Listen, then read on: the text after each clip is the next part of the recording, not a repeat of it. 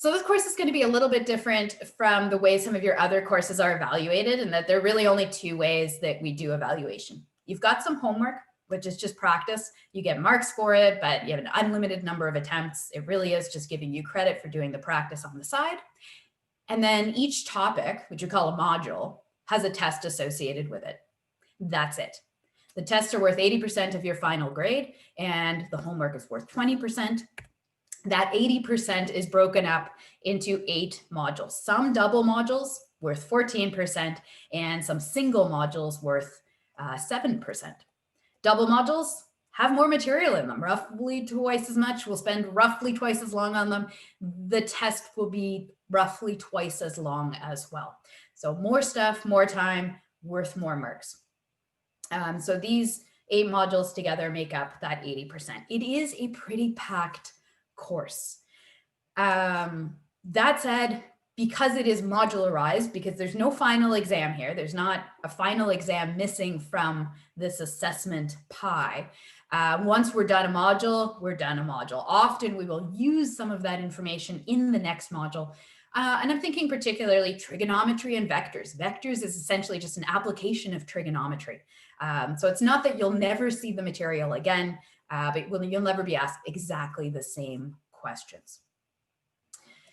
So let's tackle those one at a time. Here's what I want to say right up front, and you'll see this in a couple different places. The module tests are a little bit different than a test in any other course because you have to pass each module test. So in order to pass this course, you have to pass every single module test. So 7 out of 8 isn't good enough. You need 8 out of 8. There is a lot of ways to do that, though. I do want to say to pass a module, you have to score 65%. So normally a 50% is a pass. That's not true for these tests. Not for the homework. Homework doesn't matter in terms of passing or failing. But for the test, you have to get at least 65%. So your grade is going to be minimum 65% if you do all of the module tests, depending on how your homework goes. But essentially, you're really tackling the material in each module, each discrete module, spending some time with it, showing me what you know, and then we move on. So because that bar is fairly high, you have 3 attempts, 3 opportunities to write each test. So if the first time you write a test, it just isn't your day, or you weren't as comfortable with the material as you thought you were, or all of the many things that can go wrong, that's fine. Call it a practice, do it again. So you have 3 opportunities to write each test. I'm only ever going to take the highest score. So even if you write your first test and you get a 65 and you'd like to improve that score, you absolutely can. If you score an 80 the next time, we'll take the 80 as your final grade for that test. So we'll talk about the mechanics of how a test actually works later, but here's kind of the big picture that's so different from the tests you're going to have in your other courses. All of this will be online. So all the tests are through Pearson's MyLab. You're going to get really familiar, whether you want to or not, with that program. We're going to log in today. So at least we're going to start together and make sure that we walk through, whether you're watching this as a video later or doing it right now, that the very first thing you do is get familiar with that environment. Yes, it's an online test, but I'd really like to see your written work. In fact, I'm not going to give you a grade unless you show me how you got there. So there's basically 3 parts. The main parts to the test are you entering the answers on MyLab. So all the questions are on MyLab. There's a place for you to write an answer for each one. But as you're working through math, we all write notes as we go. We work through a problem on paper. I'm going to ask you to take a scan, a photo of your work, and post it on Brightspace so that I can see what's going on. Mostly, that's because math isn't, well, we think it's pretty black and white. There is an answer, but the class isn't that black and white. Right? It's a process. I want to see how you're doing in terms of the process of getting an answer. So even if your final answer is wrong, my lab's going to give you a horrendous grade. Don't even worry about it. I'll go in, have a look at your rough work and see what's actually going on, right? It's an assessment. Let's see what your thought process is. So those are the tests. And the last thing I should say about them is that we're going to write the first test mostly at the same time. We're going to write it on the same day. So there is a test day. But again, if that doesn't work for you, then you have 2 more attempts after that to write the test. So if you're not as ready as you'd like to be, you do still have time. We don't all learn at the same pace. We're gonna. Sorry, can I ask a question? Yeah, go ahead. So if you do fail the first test, how much time do you have to do the next 2 tests if you want to rewrite them? That's a great question. You have until the end of the course. Okay, sounds Which good. starts to get really messy, but you do have until the very last day of the course to rewrite it. And would we have to organize that through you, or do we Yeah. just do it online? Both. You'll organize it online through me. It's fairly straightforward the way I'm running it in this course. So you'll start to get some emails about the Math Test Center. We're not going to use that. So that is all through me. What we're going to do next is I'll briefly talk about the homework just to give you a heads up what that looks like.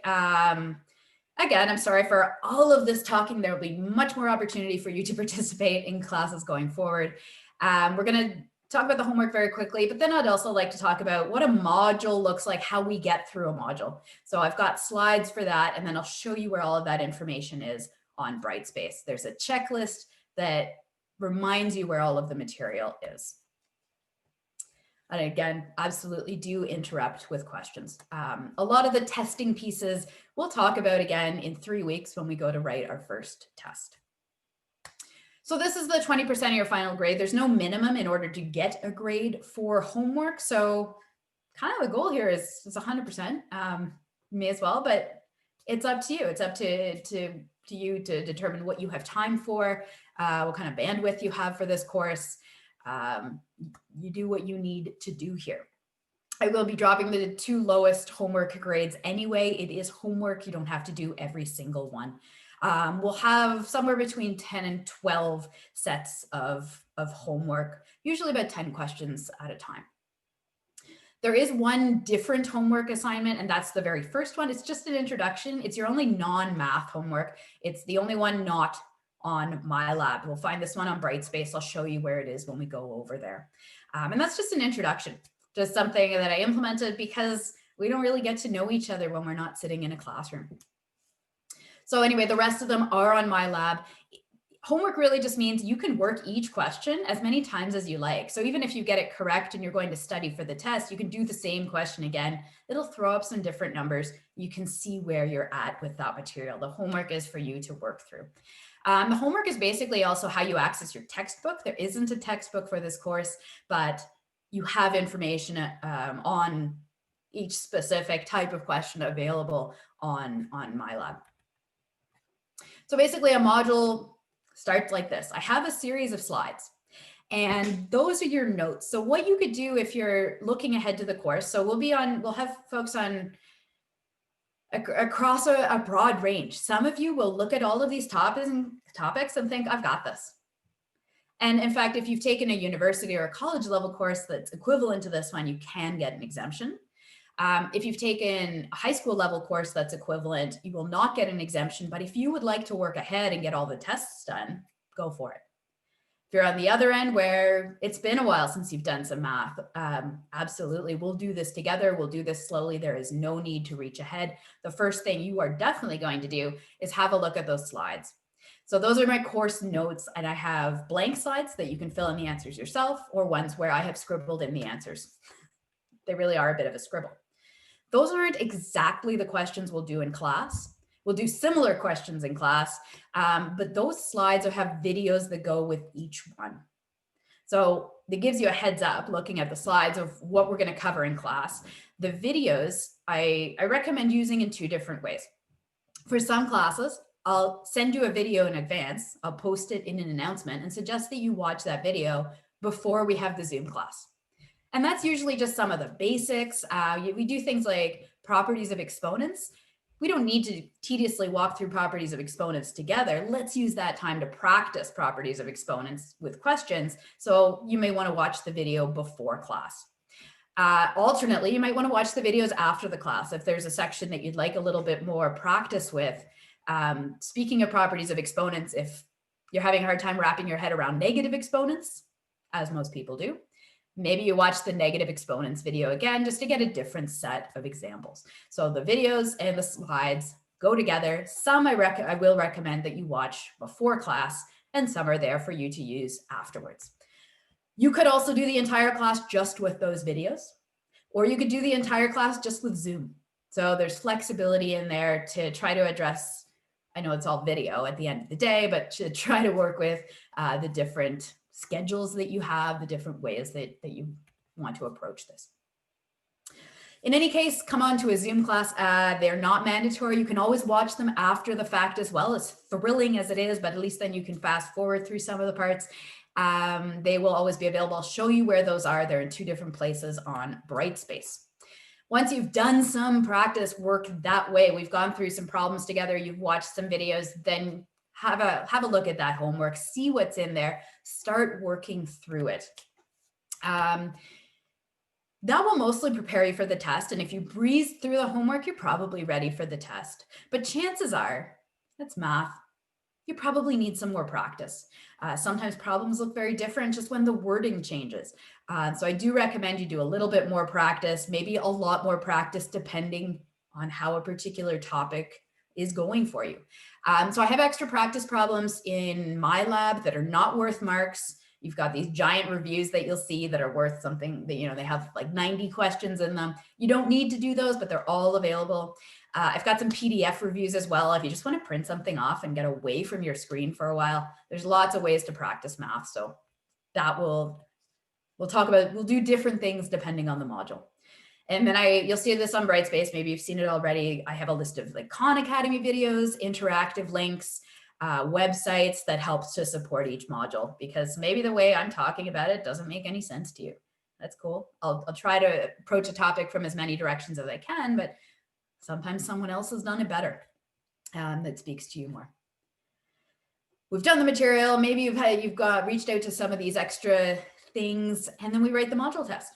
You get 65% on that module test as a minimum. You're done that module, done and dusted. Move on to the next one. And again, you have until the end of the class, end of the term, to actually finish all of the modules.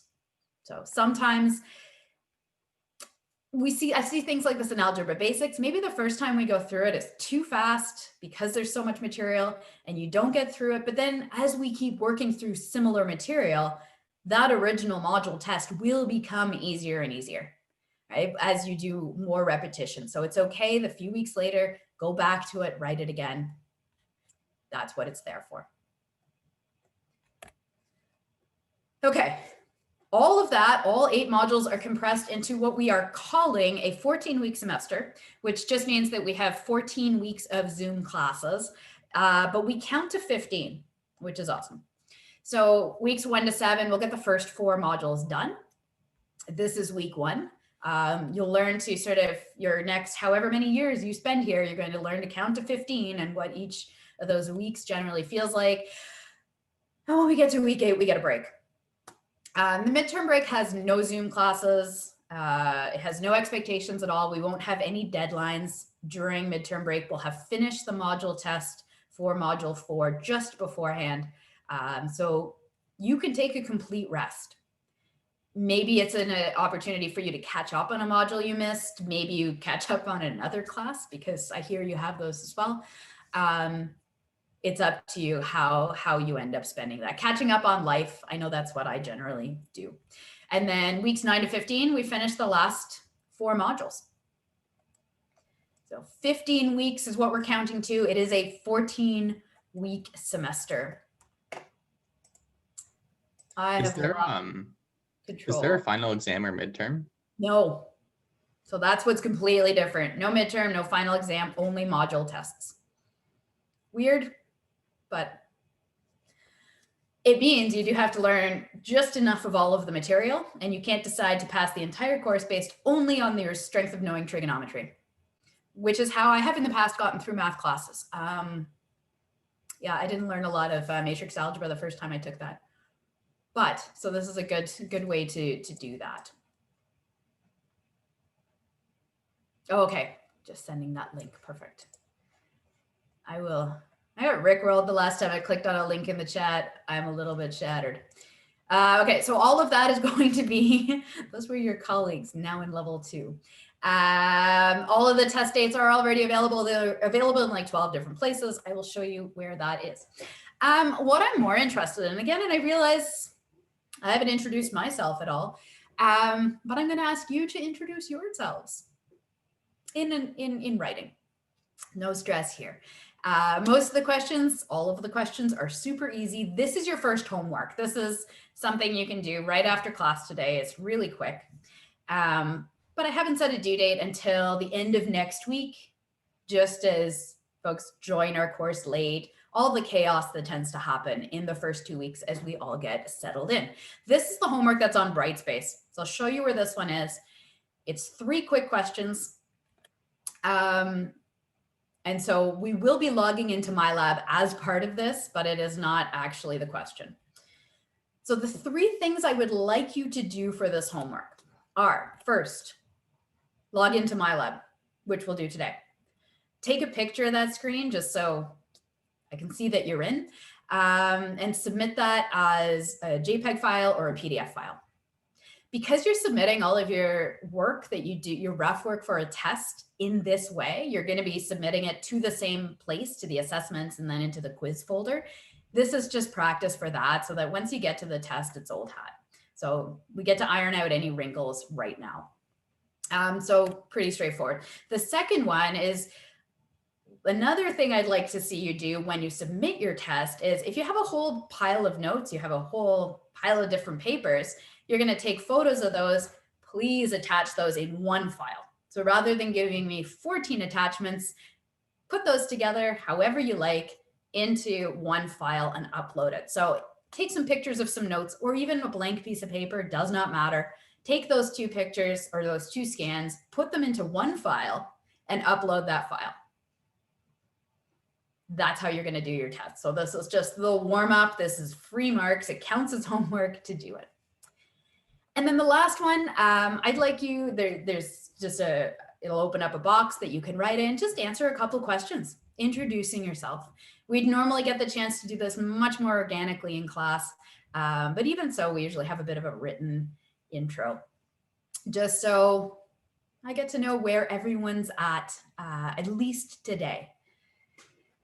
So I've got a couple questions for you. The most important of which is, what is your preferred name? Sometimes Algonquin, I don't know where it gets its name, but maybe you go by your middle name. Maybe you're like me and you shorten your name. I'm happy to go by Liz. You will see Liz everywhere, or Elizabeth anywhere formal. Feel free to call me that as well. Whatever you'd like to go by. If it's the name already on your screen, awesome. If you'd like to change the name on your Zoom screen, you're of course welcome to do that as well. And just then I know. I believe, oh, and you know what? I'm going just off the one answer I got. This is an electrical group. Usually you have class, you have your math just with other electrical engineering students, but the mechanical folks take the same course. So there's often a little bit of crossover there. So let me know whether you're in electrical or mechanical engineering tech. That's just so I know, so I'm aware. What I'm actually more interested in is what brought you here. And I got a chance to chat with you guys a teeny bit at the beginning, but I find this really interesting. My background is actually in chemistry. My degree is in chemistry, and that feels like a lifetime ago. And what brought me to that ended up being the problem solving. I switched programs in my first year of university 100 years ago and ended up in chemistry. And then I ended up at Algonquin. I started teaching in 2010, and I started in what probably makes sense in the biotechnology program, water wastewater program. And then in 2014, I switched over to math because there was an opening there. And what that opened up for me was a way to apply math in a new way. What I always found really interesting about chemistry was the puzzles, was the puzzling through things, was taking a topic, particularly, I did a lot of work taking chemistry and applying it to biological problems. So across different programs. And what then I was given the opportunity to do is learn about all of these different worlds that you guys are part of. So now we take math, and I'm interested in how you guys use it, which is quite different from how the architecture program uses it or my computer programmer group. So that's where I'm coming from. But you'll have very different reasons for being here. And whatever you're willing to share, it doesn't have to be an essay. An important question for me is when or what was your last math class? Was it a long time ago? Was it last year? We already have two very different answers for that. And if you're comfortable sharing, how do you feel about math? Are you excited to be here? This is an awesome topic for you. I'm really excited about math, but it's okay to say that you're not excited about being here. That's okay. Is it something that you experience some anxiety towards? How has it treated you in the past? Whatever you think would be helpful for me to know as we embark on this course together. Another easy one, just so that I get a sense of where you guys are. Where are you learning from? I'm in Ottawa, so all the times that I give are all in Eastern Standard Time. Let me know if that's not the case for you. Make sure that I'm aware if you're in a different time zone. I actually live crazy close to the college, so if you're headed to campus, you almost go by my house. You don't need to be quite so specific, but wondering where you're at. And I'm in my basement. I'm sorry, the lighting will be all sorts of bonkers depending on what it's like outside in Nepean. One that I didn't add in previously, and I think is really important. I don't know what this semester is going to look like in terms of our world. Maybe it looks different if we're in different cities as well. But there are some obstacles that maybe you foresee already. Maybe you have kids at home that are also trying to get through some online schooling. Maybe your work schedule is quite busy or can be unpredictable. If you have any obstacles like that or anything I haven't thought of that you're already a little bit worried about, and if you're comfortable sharing this with me, please do, just so we can tackle those together. The news isn't great, so I think we're all going to suffer from continue to suffer from a little bit of anxiety about what's going on in the world and trying to take that into consideration as well. So this is sort of anything outside of that might cause you some problems. Again, I've made this sound like it should be an essay. This can be 5 quick bullet points, 6 quick bullet points, of a little bit of a counting problem there. This is the fun fact portion of the evening, of the day. Share something you're excited about or proud of. I was a little underprepared and I still haven't thought of a better one. I skied the longest skate ski of my life yesterday by myself. So I'm pretty stoked about that.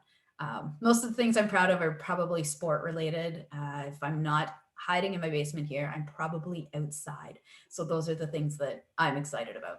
So a little bit about me.